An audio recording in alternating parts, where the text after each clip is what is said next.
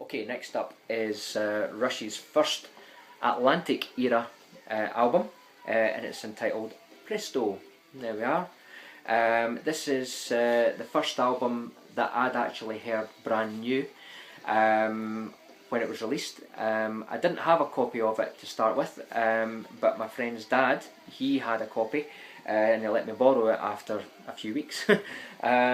But eventually I did buy my own copy on CD, and then later in years bought my own copy of Presto, as well as acquiring a copy from a friend as well. Okay, so then moving on, what we've got here, now this is something that's actually quite rare. What I've got here is the first proper, this is the first proper greatest hits album that was released by Rush. It's called Chronicles. Now you can get this on CD, no problem. However, getting a vinyl copy can be quite a task, but I've got one here. In fact, I've got two, as usual. One of these actually I'm selling, so if you are interested in purchasing one of those, let me know and we can work out an agreement. But basically this is this album showcases Rush from the very first album right through to up to and including Presto as well. Basically this was, I believe, the last album, the last vinyl album to be released from Mercury. This was the sort of, you know, goodbye, if you like, from Mercury Records, because they knew that by this point that Rush had already moved on to another record label. Okay, moving on. The next album I've got here is 1991's Roll the Bones album. Now again, pretty much any vinyl album from here on in is fairly rare, to be honest. But again, how I've done it I don't know, but I've managed to secure 2 copies of the Rush Roll the Bones album. Now these are totally different, both of them. That's why I've actually bought those 2. The first of which was, I believe, the German copy of this album, which is this one here. Now the good thing about this one is this one has the, you know, the actual Rush label on it. As you can see there, that's the Roll the Bones label on the album. The other one, I believe, is just a standard Atlantic label on it, which I'll just quickly check for you. But here's the other one here. Here we are. Yep, just the standard Atlantic label on that one.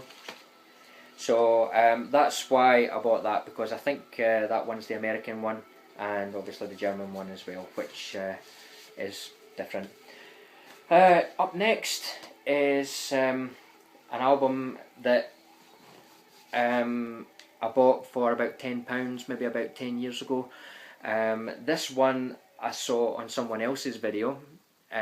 He just recently acquired this one, and I was actually quite bemused by a comment that someone had put on this guy's video, saying it was a fake, which I thought, absolute crap. So what do they know? I've actually got this one as well, which is Counterparts. So this is the one and only copy that I've got of this. In actual fact, from here on in, I've only got one copy of each of these coming up. This one, again, is just on the Atlantic Records label.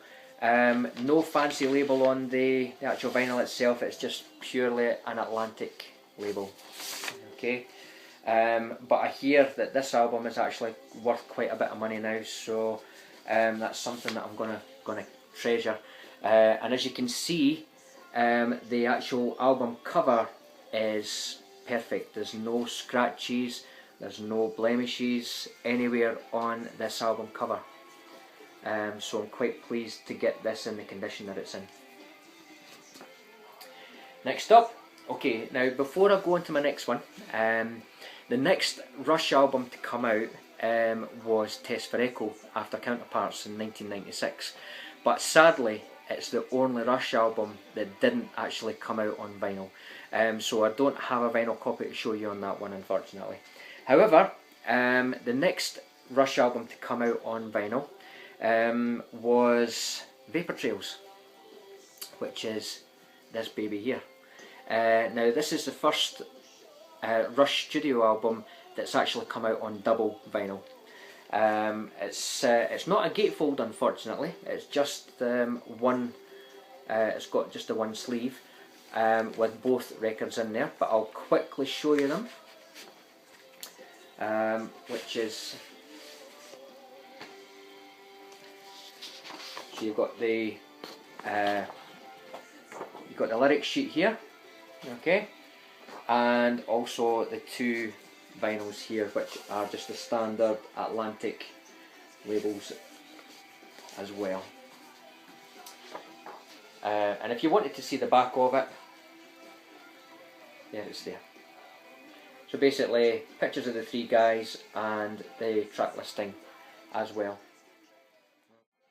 Okay, next up is the first time that Rush have ever recorded a covers album. Okay, this was recorded in 2004 to coincide with Rush's 30th anniversary tour, which was entitled R30. So the album that they brought out in this era was called Feedback. As I say, it's a covers album. It features songs from bands like Buffalo Springfield, the Yardbirds, The Who, and Eddie Cochran as well. So you know, if you've never heard Rush playing any covers, this is the album to get. Okay, fantastic album.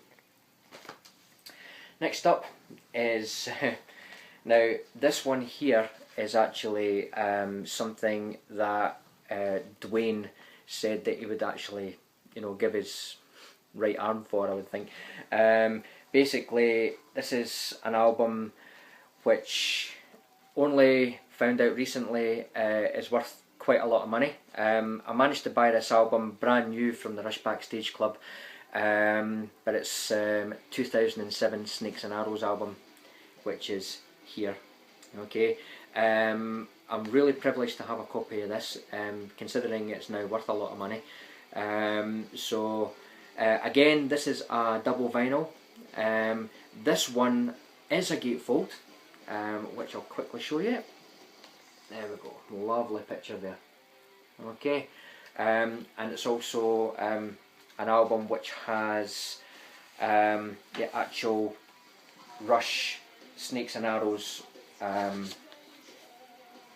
artwork on it. Let me just give you a quick showing of this. Basically, let me just take it out here. This is album number 1, which on side A, as you can see there, is the arrow. Okay, can you see that there? There we go. And then on side 2 is the snake. There we go. Now this is 180 gram vinyl, and it's pretty solid, and as you can see, it's pretty flat as well. Okay, so fantastic album to have, and if you're watching this, Dwayne, I really hope that you manage to get a copy of this soon, mate, because honestly, it's fantastic. Okay, right, moving on. I'm down to my last 3 Rush albums that I've got left to show you. I know all 3 of these have been reviewed by both Aid and Dwayne. First of which is Rush Moving Pictures Live 2011. This is just purely the moving pictures segment of the Time Machine tour, which is the 7 songs from Moving Pictures in exactly the same order as they were on the studio album. Now the thing with these 3 albums, sorry, this album and the other 2, is that they're all still sealed. I haven't opened these, and nor will I open them either.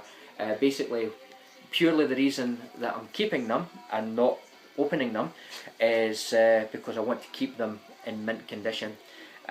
So, you know, by keeping them in mint condition, I think that they'll be worth quite a lot of money in the future. Not that I intend to sell them in any way, but you know, just purely for something to have from a sentimental point of view. So this is the back cover of Moving Pictures Live. Okay, front cover again. Okay, so that's that one. Next up is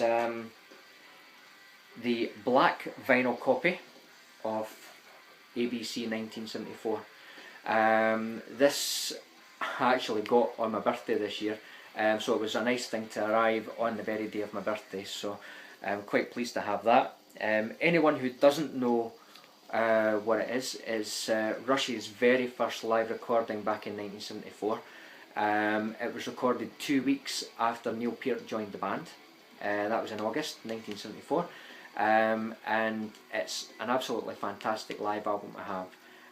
Very proud of this album, and if you do manage to get a copy, now I know that people out there have got a red vinyl copy, and some have got blue vinyl copies, but this one's a black one, or as far as I'm led to believe anyway, because again it's completely sealed. I haven't opened it, so that's that one.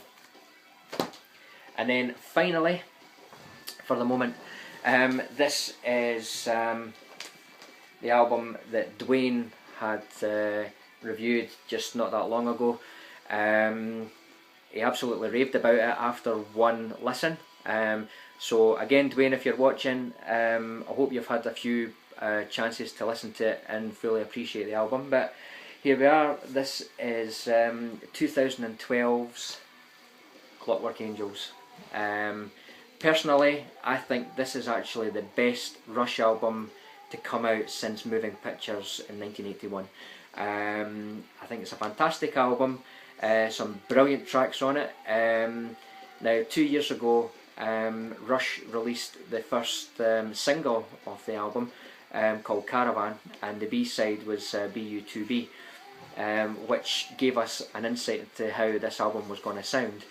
Now after hearing the first two tracks, I thought, wow, you know, that's really good. And then obviously in April this year, they released the third single from the album, which was Headlong Flight, which I thought was even better than the other two tracks. But then hearing Headlong Flight then really gave me a lot of excitement, and I was really, you know, waiting in anticipation, or excited in anticipation of the Clockwork Angels release. So when it eventually did come out, you know, I got the CD fan pack, and immediately I was absolutely blown away with the whole album. There's not one bad track on it.